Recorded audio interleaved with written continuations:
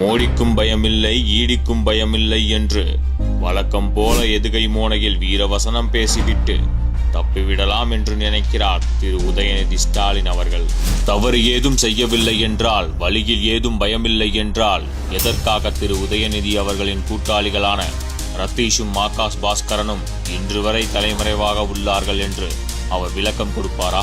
March 2011 தமிழக சட்டமன்ற தேர்தலுக்கான சீட்டு பேரத்தின் போது சிபிஐ கோபாலபுரத்து வீட்டின் மேல் மாடியில் சோதனை செய்ய கீழே பேச்சுவார்த்தை நடத்தப்பட்ட நிகழ்வுக்கு செல்வோமா? அன்று பயம் காட்டி பேரம் செய்தது அம்மையார் திருமதி சோனியா காந்தி அவர்களின் வழிகாட்டுதலில் இயங்கிய காங்கிரஸ் அரசாங்கம்தான். மாண்புமிகு பாரத பிரதமர் திரு நரேந்திர மோடி அவர்களோ பாஜகவோ அல்ல.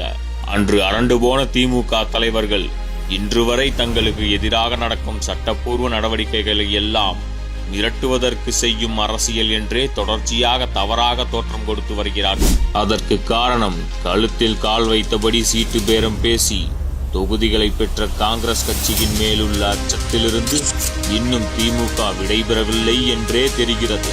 அன்று திரு உதயநிதி அவர்கள் அரசியலில் நுழையவில்லை என்றாலும் அந்த வரலாறு அவரை இன்னும் சுடுகிறது போல.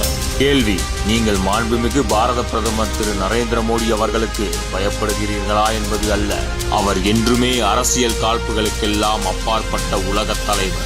நாட்டை காப்பதையும் வளர்ச்சி பாதையில் வழிநடத்துவதையும் நம் பழம்பெரும் நாகரிகத்தை மீட்டெடுப்பதையும் மட்டுமே உயிர் மூச்சாக நினைத்து செயல்பட்டு வரும் உன்னத தலைவர். அப்படிப்பட்ட நிலையில் திமுகவை பிரதமர் அச்சுறுத்த பார்க்கிறார் என்பதெல்லாம் நகைக்குரிய சுய விளம்பரம் மட்டுமே. ஆக உண்மையான கேள்வி என்னவென்றால், நீங்கள் நீதிக்கு பயப்படுகிறீர்களா என்பதுதான். அந்த நீதியானது நிச்சயம் இறுதியில் உங்கள் எண்ணத்தை எல்லாம் தூளாக்கி திமுகவுக்கு தக்க பாடம் கற்பிக்கும் என்பதில் எனக்கு எந்த சந்தேகமும் இல்லை.